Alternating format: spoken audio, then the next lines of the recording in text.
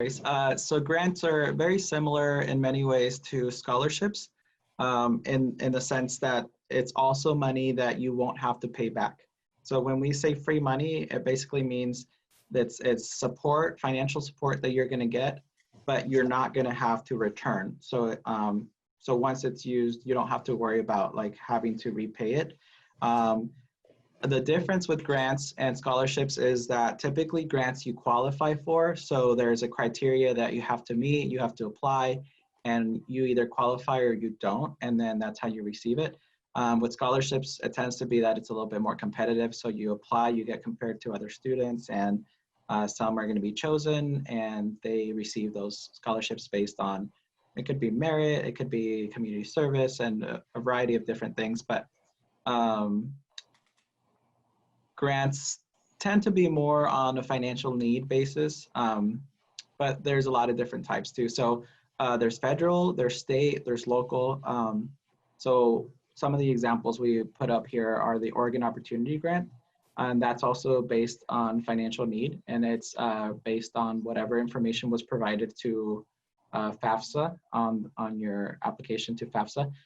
Oregon Promise is actually a grant based on whether or not you're going to community college and you graduated and enrolled in a community college at least at least half time, and it's good up to 90 credits. So you can actually get the tuition covered up to 90 credits at an Oregon community college. And you have to enroll within 6 months of graduating or receiving your GED. So those are the criteria for that one, and that one's actually not financial need based. So it's open to any Oregon student who graduates and enrolls in a community college.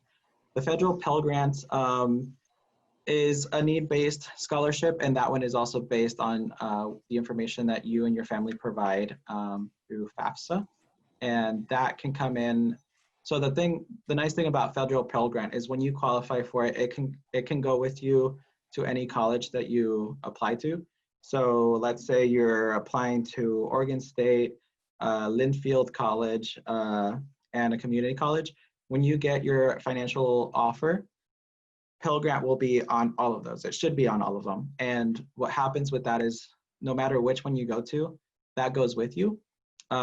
With other scholarships, like the institutional scholarships that we were talking about, when there's something that the college itself is offering you, if you decide to go to a different college, that money doesn't follow you. It doesn't go with you. It stays at that college.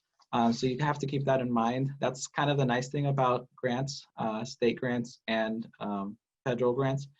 The Oregon Opportunity Grant, it goes with the name. It stays in Oregon. So if you decide to go to a school in Washington or another state, you wouldn't see that in your offer there. So keep that in mind. And then we also see some grants like Bridge to Success, and I'm going to let Yuri talk a little bit more about that one because it's an institutional one. Yes, Bridge. So like Jose mentioned, these are grants, and they're mainly based on need, but Bridge to Success is an institutional grant, and this grant is through OSU specifically, and it's a program that when the university receives the students' FAFSA and sees that they are in need, they offer this grant. A lot of other institutions and community colleges have something similar, but they just might call it differently. So you might, if you receive your award letter for OSU, you might see the Bridge to Success, but this is one of those grants that you might not see in the U of O or Western award letter. I do want to mention that in order for these grants that are through FAFSA, in order for them to renew, you have to complete the FAFSA every single year. And there is something called priority deadlines for the FAFSA. And it depends on the institution, but usually the FAFSA opens on October 1st, and financial aid offices recommend students to complete the FAFSA before the priority deadline, which is February 28th, or it might be different for other institutions, but for OSU, it's February 28th.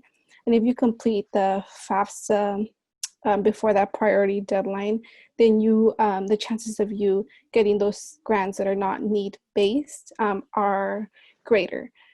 So that's one of the tips that I would give you all.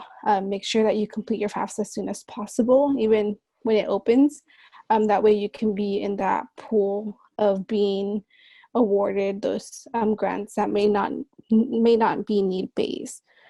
I would also want to note that these grants can run out. So, there is a limit to them. So students sometimes believe that, they might be in school for 8 or 9 years, but, eventually Pell Grant would run out, and there is a limit depending on what your expected family contribution is on the FAFSA. I would also mention on here that it might be that one day you're receiving Pell Grant, and then the next school year, your Pell Grant is lower, or you may not be receiving it at all anymore.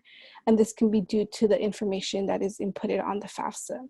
So if you run into the situation where your Pell Grant has reduced, or you're no longer receiving Pell Grant, it might have to do with the tax information that was inputted, and maybe that specific year your income was higher, yours or your parents' income was higher, and that affected your FAFSA. But there is always an appeal process that a student can go through if this is their scenario or their situation.